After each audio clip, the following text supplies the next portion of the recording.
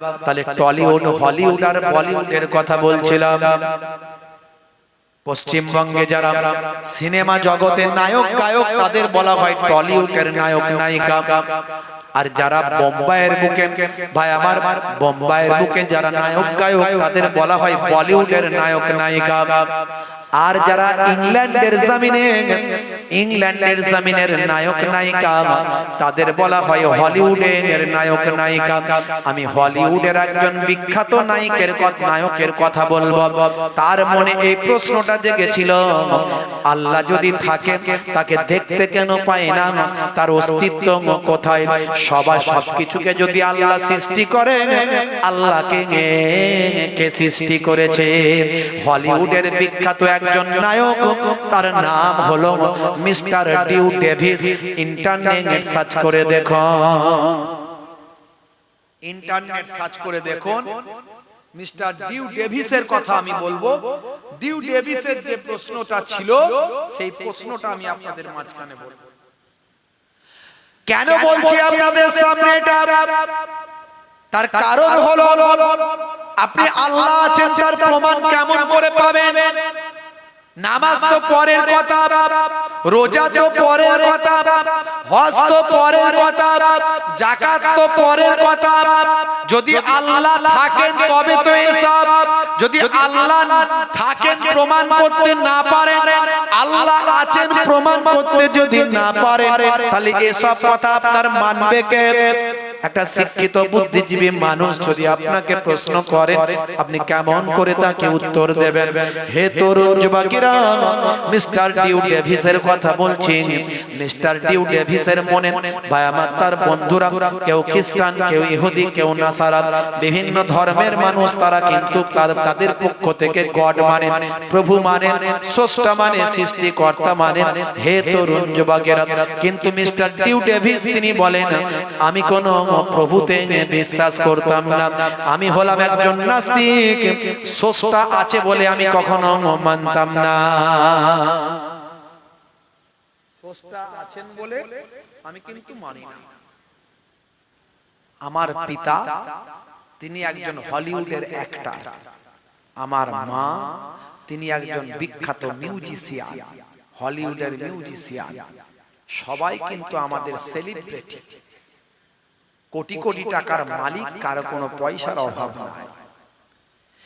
হে তরুণ যুবকেরা, হলিউডের সিস্টেম হলো, যখন সেখানে কোনো অভিনেতা অভিনয় করে, বন্ধুরা আমার, তরুণ যুবকেরা আমার, তাদের যদি কোনো সন্তান থাকে, সন্তান যদি নাবালক হয়, বাচ্চা হয়, তখন সেই সন্তানের জন্য তার পিতামাতার পক্ষ থেকে পিএফ এর টাকা কেটে রাখার মতো একটা অ্যামাউন্ট কেটে রাখা হয়, যাতে করে তাদের সন্তানটার 18 বছর যখন বয়স হবে, ওই সন্তানটার অ্যাকাউন্টে টাকাটা ঢুকে যায়।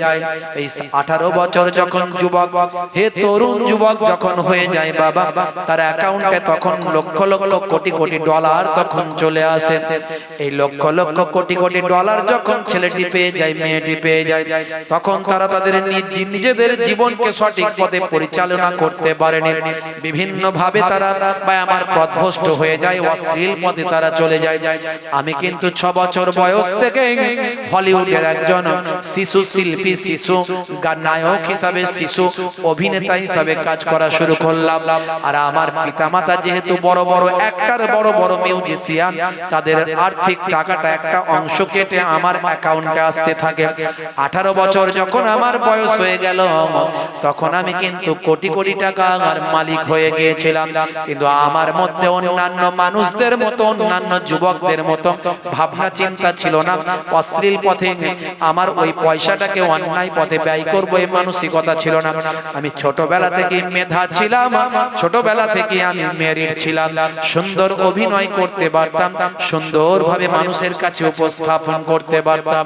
হে তরুণ যুবকেরা, মিস্টার ডিউ ডেভিস বলেন, আমার বয়স যখন 18 বছর পার হয়ে গেছে, আমার বন্ধুদের মধ্যে তারা আমাকে বলতে থাকে, ভাই ডিউ, হে ডিউ ডেভিস, তুমি আল্লাহ মানো না, গড মানো না, প্রভু মানো না, কিন্তু আমরা মানি, আমরা বিশ্বাস করি তিনি আছেন।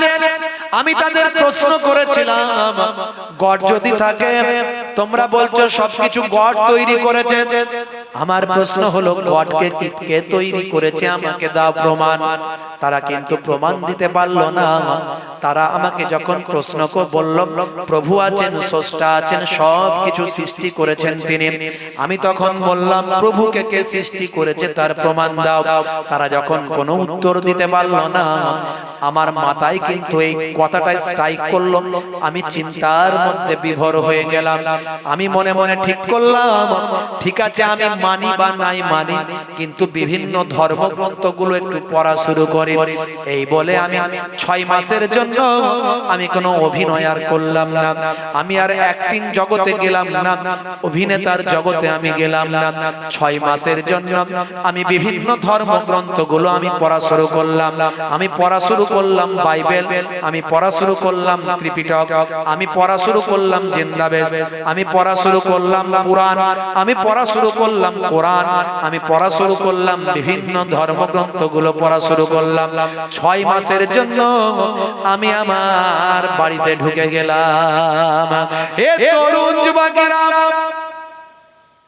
হে আমার বন্ধুরা, হে আমার মুরব্বিয়ানেরা, শুনে রেখে দিন বাবা।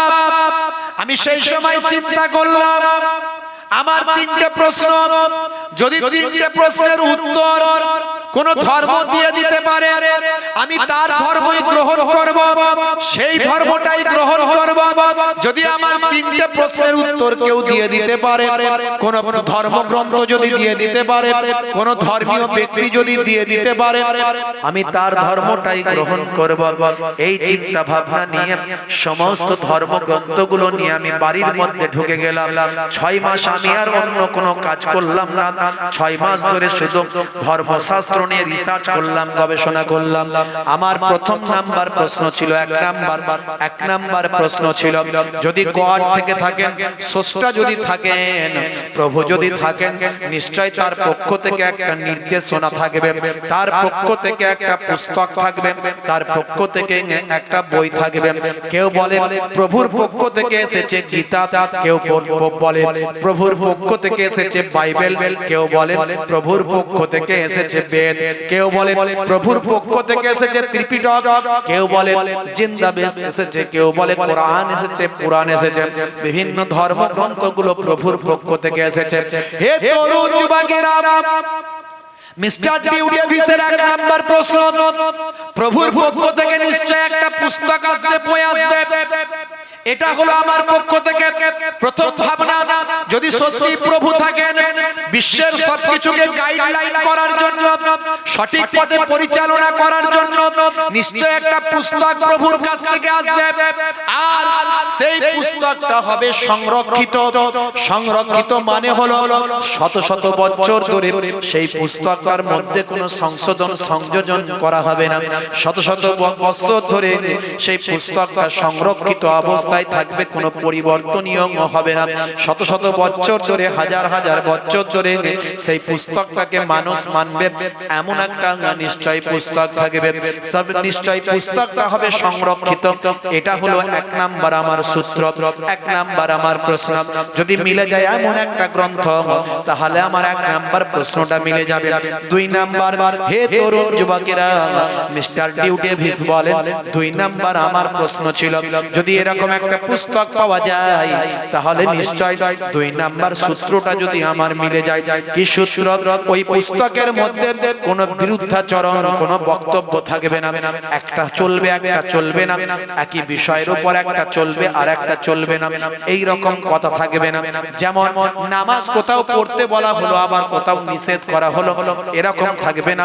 অর্থাৎ বিরুদ্ধাচরণ বক্তব্য থাকবে না, বিরুদ্ধ বক্তব্য থাকবে না, সাংঘর্ষিক বক্তব্য থাকবে না, একটা বক্তব্যের মধ্যে মত পার্থক্য থাকবে না। নিশ্চয় প্রভু যখন বলবেন, সারা পুস্তকটার মধ্যে একই কথা বলবেন। এটা হলো 2 নাম্বার আমার সূত্র। ভাই আমার, হে তরুণ যুবকেরা, আর 3 নাম্বার সূত্র সূত্রটা যদি আমার মিলে যায়, সেটা যদি আমার মিলে যায়, কি সেটা না, যখন সেই পুস্তকটা পৃথিবীর জমিনে পাওয়া যাবে, যখন সেই পুস্তকটা পৃথিবীর জমিনে আসবে, যেহেতু প্রভুর পক্ষ থেকে এসেছে, পৃথিবীর মানুষ সেই পুস্তকটার ব্যাপারে ভাই আমার তথ্যের ব্যাপারে অবগত থাকবে না। এমন এমন তথ্য সেই পুস্তকের ভিতরে থাকবে যা তৎকালীন যুগের মানুষের জানা থাকবে না। কথা বোঝা গেল? এক নাম্বার, প্রভু যদি থাকে একটা তার পক্ষ থেকে বাণী আসবে, পুস্তক আসবে, আর সেই পুস্তকটা থেকে আমার তিনটে প্রশ্ন। পুস্তকটা যদি সংরক্ষিত হয়, সংরক্ষিত মানে শত শত বছর, হাজার হাজার বছর ধরে মানুষ মেনে আসছে, সংরক্ষণ করা আছে, তাতে কোনো সংশোধন সংযোজন কেউ করেনি, কেউ প্লাস মাইনাস করেনি, এক নাম্বার। দুই নাম্বার, সেই পুস্তকের বক্তব্যে কোনটা কোন বক্তব্য পক্ষে, আবার কোন বক্তব্য তার বিপক্ষে, এরকম থাকবে না। সবটাই প্রভু যেটা বলবেন, সে প্রভুর বক্তব্য কখনো বিরুদ্ধাচরণ থাকবে না, যেটা বলা হবে সেটাই থাকবে। কোথাও বলা হবে মদ খাওয়া হারাম, আবার কোথাও সেই পুস্তকে বলা থাকবে মদ খাওয়া হালাল, এটা থাকবে না। হারাম হারাম, বোঝা গেল কথা? তিন নাম্বার, সেই পুস্তকটা ভাইরা আমার, তরুণ যুবকেরা আমার, মুরব্বিয়ানেরা আমার, শুনে রেখে দেন, জেনে রেখে দেন, ওই পুস্তকটা কি বলবো ভাইরা আমার, ওই পুস্তকটার মধ্যে এমন কিছু বক্তব্য, যে বক্তব্যগুলো, তথ্যগুলো সেই জামানা তৎকালীন যুগের মানুষেরা জানে না, যেহেতু প্রভুর কাছ থেকে এসেছে, প্রভুই জানেন, পৃথিবীর মানুষের জানার কথা নয়, এমন বক্তব্য সেখানে আছে, তখনকার মানুষ সেটা জানে না। গবেষণা করছে সব পুস্তক নিয়ে, করতে করতে মিস্টার ডিউ ডেভিস কোরআন মাজিদ পড়া শুরু করে দিলেন। জোরে হবে না? আর জোরে হবে না? যদি আগুন লেগে ধ্বংস হয়ে যায়, ধ্বংস হয়ে যায় পৃথিবীর সব বইয়ের দোকান, তবু বিশ্ব থেকে হারাবে না পবিত্র কোরআন। জোরে হবে না? পেছন দিকের মানুষগুলো একটু জোরে হবে না? হে তরুণ যুবকেরা আমার, আমার আল্লাহ কোরআন মাজিদে বলেন যালিকাল কিতাব, আরবিতে যদি বলা হয় মানে এই হাযাল কিতাব, এটা হলো সেই কিতাব, লা শাক্কা ফি, এতে কোনো সন্দেহ নাই, যালিকাল কিতাব লা রাইবা ফি হুদাল লিল মুত্তাকিন, এটা হলো সেই কিতাব যাতে কোনো সন্দেহ না হয়, মুত্তাকি বান্দারা এই কিতাব থেকে হেদায়েত প্রাপ্ত হবে। মুত্তাকি বান্দা বলতে কারা? যারা আল্লাহকে ভয় করে। হে তরুণ যুবকেরা, আমার আল্লাহ বারবার বলেছেন, ইয়া আইয়ুহাল্লাযীনা আমানুত্তাকুল্লাহ, হে বিশ্বাসী বান্দারা তোমরা আমি আল্লাহকে ভয় করো। আল্লাহকে যদি বান্দা বেশি বেশি ভয় করতে পারে, তখনই বান্দা মুত্তাকি বান্দা হতে পারবে। আমরা আল্লাহকে বেশি ভয় করি না পুলিশকে বেশি ভয় করি? বলেন তো কাকে ভয় করি? মন থেকে, অন্তর থেকে বলবেন ঠিক করে। ওই ওপরে হুজুরকে খুশি করার জন্য আল্লাহকে ভয় করি বলে দেবেন, হ্যাঁ? আর জোহরের আজান হচ্ছে আর ওদিকে পুলিশ এসেছে, পুলিশ এসে ডাক দিয়েছে, আজানে যাবেন না পুলিশের কাছে যাবেন? নামাজ আমার অনেক আছে বাবা, আগে পুলিশ বাবু কি বলছে দেখি, বাবারে ধরে নিয়ে চলে গেলে বিপদ হয়ে যাবে। কথা ঠিক না ভুল? হ্যাঁ, এসডিও সাহেব চিঠি করেছে, চিঠি কাল সকাল 10টার সময় এসডিও অফিসে এসে দেখা করো, সিভিক পুলিশ চিঠিটা ঘরে দিয়ে চলে গেল। 10টার সময় সলিমউদ্দিন ভাইকে এসডিও অফিসে ডেকেছে। আপনি 10টায়, 10:30টায় গিয়ে পৌঁছাবেন, 11টায় গিয়ে পৌঁছাবেন, না কটায় যাবেন?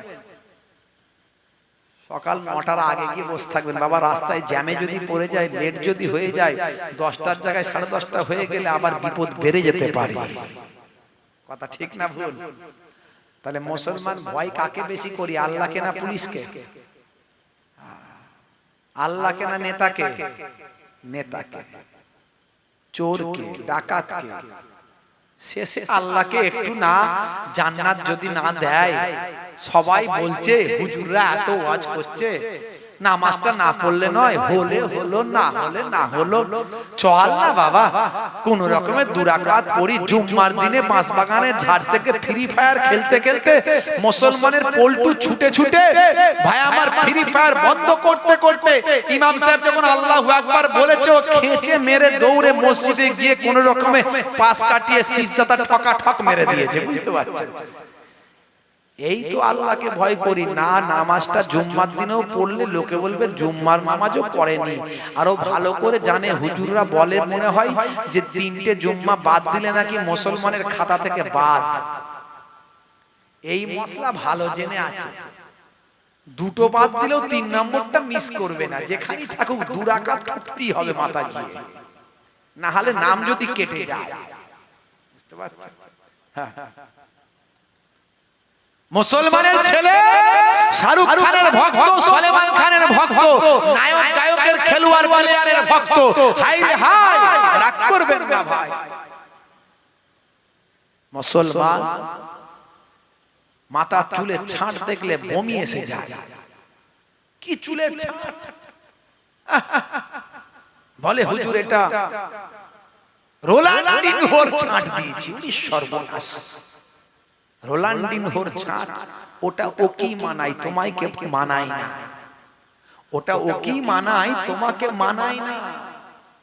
তুমি চাইনিজদের স্টাইল করছো, কে আল্লাহ চাইনিজ করেছে, ওর স্টাইলটা ওকে মানায়। তোমাকে আল্লাহ মুসলমান ঘরে পাঠিয়েছে, তুমি মুসলমান ঘরের স্টাইলটা দাও, ওটা তোমাকে মানাবে, দুনিয়াতেও মানাবে, আখেরাতেও মানাবে। কথা ঠিক না ভুল? মুসলমানের ছেলে হাতে বালা, কানে দুল, প্যান্টের 3 জায়গায় ছেঁড়া, হাতে লাগিয়েছে কালো কার, পায়ে লাগিয়েছে কালো কার, মাথার চুলের ছাঁটটা সে চিমার মতো না রোলান্ডিনহোর মতো দিয়েছে। হাই হাই মুসলমান! আজকে নায়ক গায়কের ভক্ত হয়ে এদের চরিত্র কোন জায়গায় পৌঁছে গেছে। আল্লাহ আমাদের হেফাজত করেন। আমরা জানি না অন্যায় করছি বা করেছি, আমরা জানলাম কেন অন্যায় করব। মাঝে মাঝে জলসা এলে ওই খড়ি বাড়িতে একটু দাঁড়িয়ে চা খাই। বুঝতে পারছেন? চাটা ভালো করে তো দাঁড়ায় চা খাই। রাস্তায় মসজিদে, ওখানে একটা ছোট মতো মসজিদ আছে, মাঝে মাঝে নামাজ পড়ি। কোন সময় যদি দেরি হয়ে যায়, হয়তো জামাত হয়ে গেছে, সময় দেরি হয়ে গেছে, গাড়িটায় বসে বসে একটু পশ্চিম দিকে মুখ করে আর একটু নামাজটা বসে বসে পড়ি। কোন কোন সময় এত ভিড়, হাই রে হাই, ছেলে মেয়ে সেখানে হই হই হচ্ছে। বুঝতে পারছেন? মুসলমানের ছেলে মেয়ে অশ্লীল ভাবে ঘোরাঘুরি করছে, এমন মানুষও সেখানে ঘোরাঘুরি করছে। ভাইরা আমার, তরুণ যুবকেরা আমার, বিয়ে শাদী হয়নি, বিয়ে শাদী হয়নি, যুবক যুবতীরা তারা হাত ধরে ঘুরে বেড়াচ্ছে। আপনার ঘরের ছেলে মেয়েটা পড়াশোনার নাম করে কোথায় যাচ্ছে আপনার কি খবর আছে? সেটা অবৈধ সম্পর্কের মধ্যে নিমজ্জিত আছে। হে যুবতী, তুমি একটা পুরুষের সঙ্গে, একটা যুবকের সঙ্গে অবৈধভাবে যে সম্পর্ক তৈরি করেছো, শাহরুখ খানের ভক্ত সেজেছো, ওই ছেলেটি তোমার সঙ্গে 2 বছর 1 বছর প্রেম নিবেদন করে, প্রেম প্রীতি ভালোবাসা করে, তোমার সঙ্গে অশ্লীলতা অন্যায় করে সে যদি পালিয়ে যায়, চলে যায়, তার দায়টা কে নেবে? যেটুকু অন্যায় করছো সেটা তো গুনাহ হচ্ছে, তার উপরে সে যদি তোমাকে বিবাহ না করে পালিয়ে যায়, তুমি যে অশ্লীল ভাবে জীবন যাপন করলে দায়টা কে নেবে? আজকে মুসলমানের ছেলে নায়ক গায়কের ভক্ত হয়েছে। High high! হে তরুণ যুবকেরা, হে আমার বন্ধুরা শুনে রেখে দিন বাবা, জেনে রেখে দেন। আমার আল্লাহ বললেন বান্দারে, আমার দয়ার নবী জানিয়ে দিলেন, বিশ্ব নবী আমার জানিয়ে দিলেন, আমার আল্লাহ অশ্লীলতাকে হারাম করে দিলেন, আমার আল্লাহ অশ্লীলতা অবৈধ সম্পর্ককে হারাম করে দিলেন।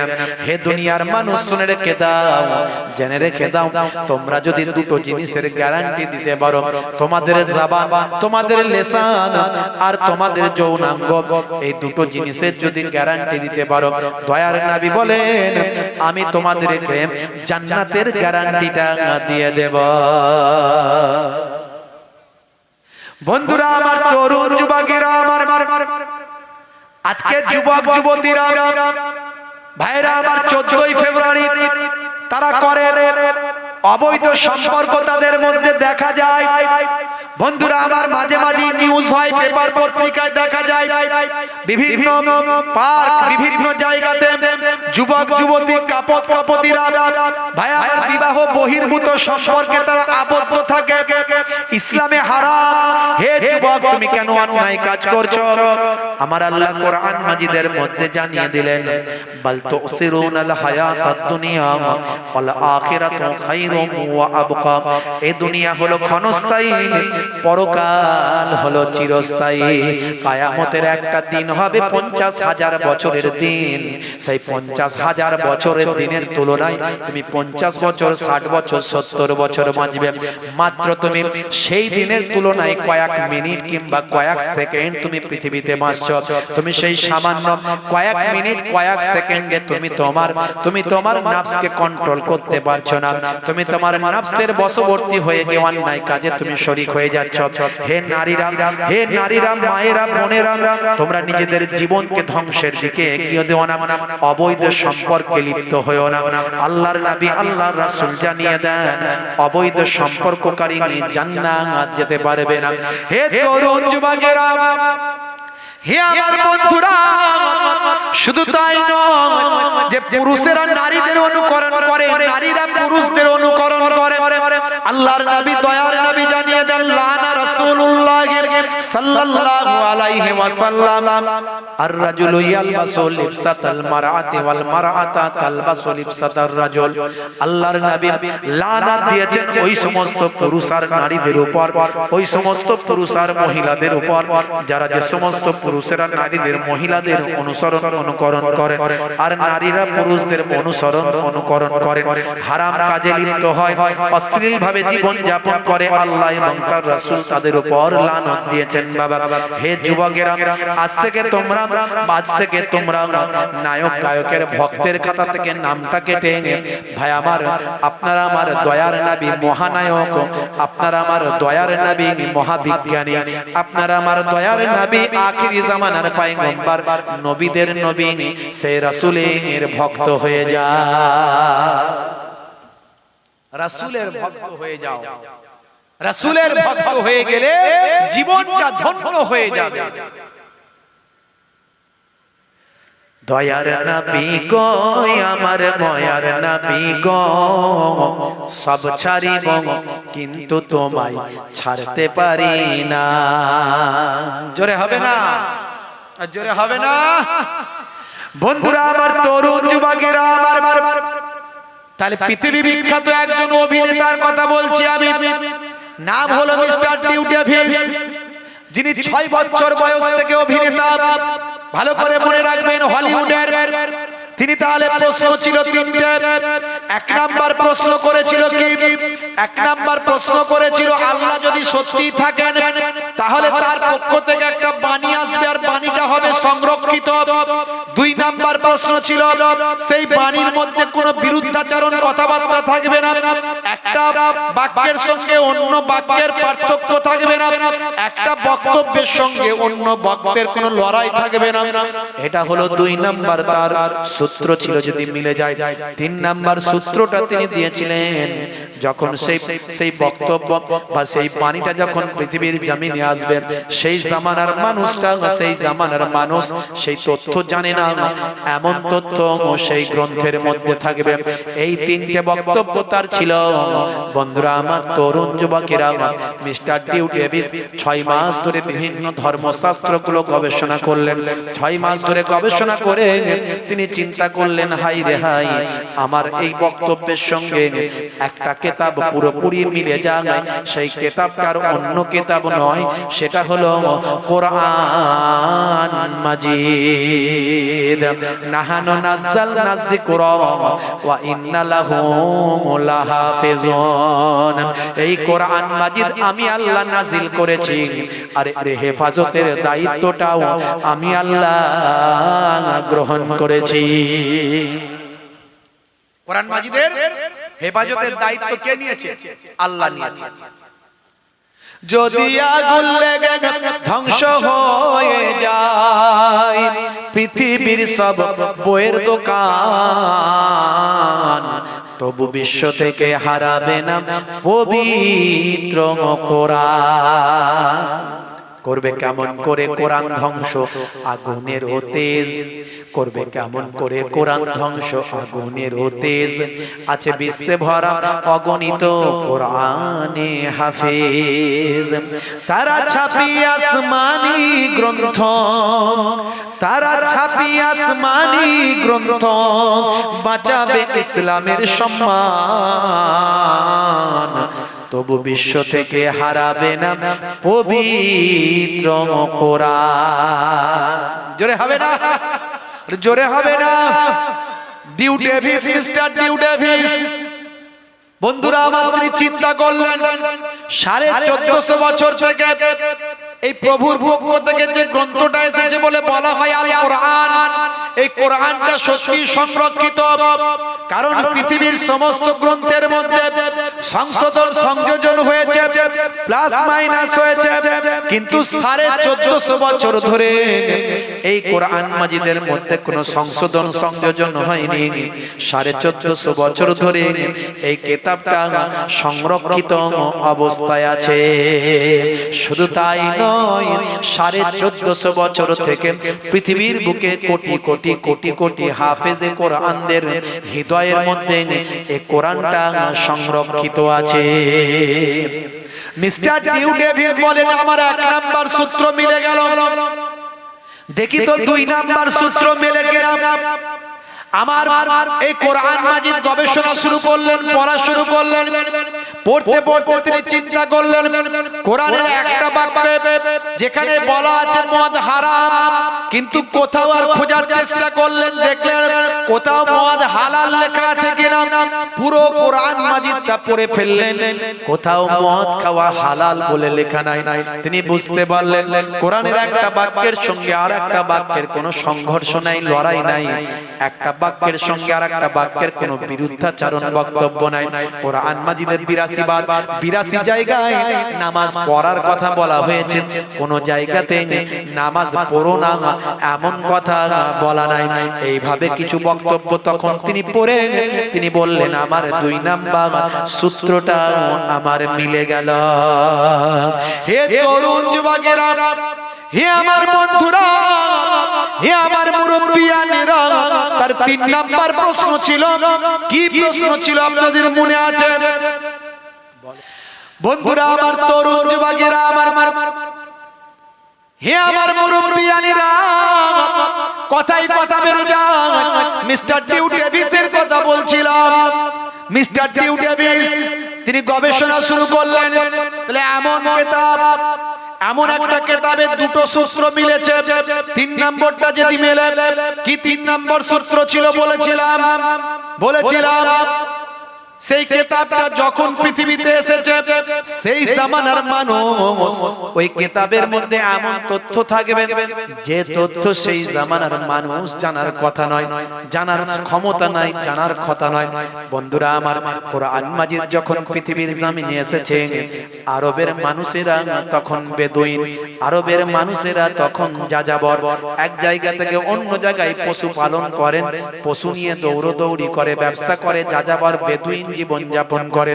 এই বেদুইন জীবন যাপন করা আরবদের মাঝখানে ভাই আমার আপনার আল্লাহ রাব্বুল আলামিন দয়ার নবীকে আখিরি জামানার পয়গম্বর করে পাঠালেন। আরবের সম্মান পৃথিবীর জমিনে ছড়িয়ে দিলেন। কাবা শরীফের জমিনে আমার দয়ার নবীকে পাঠালেন। কাবা শরীফকে ধন্য করলেন, মক্কা শরীফকে ধন্য করে দিলেন।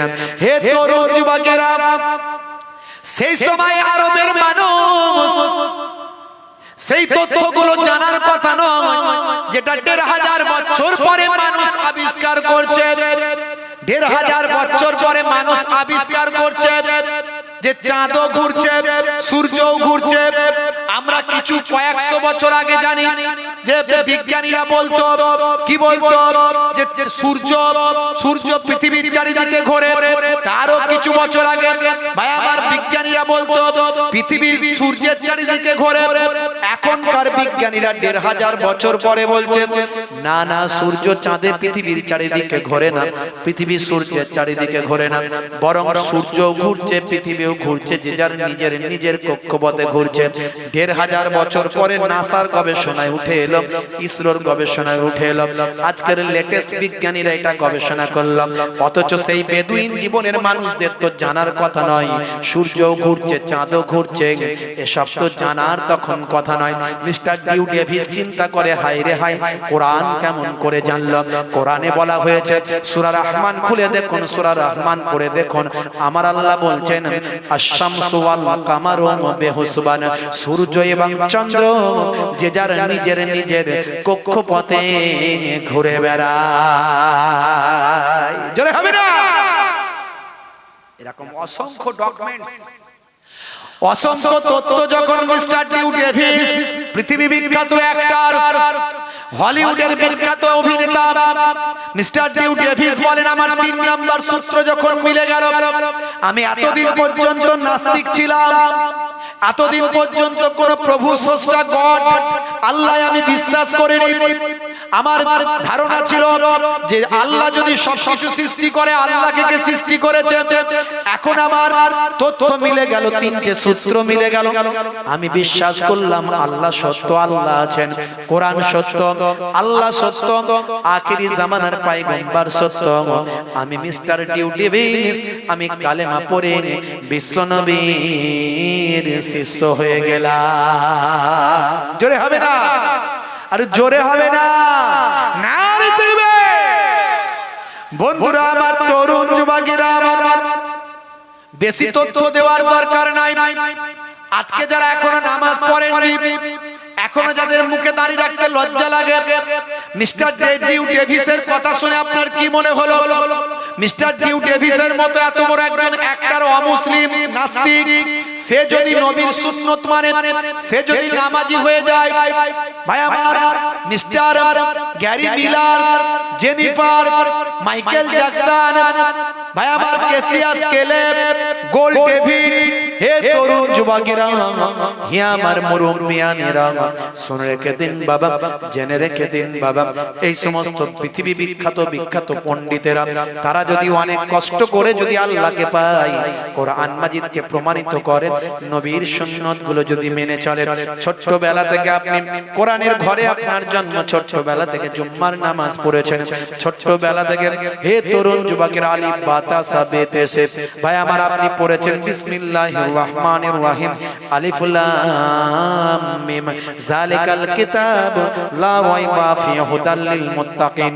আপনি ছোট্টবেলা থেকে পড়েছেন আপনি কেমন করে বেনামাজি হতে পারেন, কেমন করে বেদাড়িওয়ালা হতে পারেন। কাল কিয়ামতের দিনটা এক একটা দিন হবে ৫০,০০০ বছরের দিন। সেই তুলনায় আপনি কয়েক মিনিট বা কয়েক সেকেন্ড পৃথিবীতে আছেন, আপনি কেমন করে বেনামাজি হতে পারেন? মিস্টার ডিউ ডেভিস যদি নামাজি হয়ে যান, দাড়িওয়ালা আল্লাহওয়ালা হয়ে যান, আজ থেকে প্রতিজ্ঞা করুন আপনি নামাজ ছাড়বেন না, রাসূলের সুন্নত ভুলবেন না, দাড়ি আপনি কাটবেন না, ছোট হোক আর বড় হোক দাড়িটা রাখবেন। হে নায়ক, গায়ক, খেলোয়াড়, প্লেয়াররা রেখেছেন, কিন্তু আপনি রাখবেন নবীর সুন্নত মনে করে। যদি সুন্নত মনে করে, নবীর সুন্নত মনে করে, সবচেয়ে বড় ভাই আমার বড় সুন্নত দাড়িটা যদি রাখেন, সবচেয়ে বড় ইবাদত ৫ ওয়াক্ত নামাজটা যদি পড়েন, মুনকার নাকির ফেরেশতা যখন কবরে আসবে আসবেন আপনার ইবাদতটা দেখতে পাবেন, জান্নাতটা দিয়ে দেবে।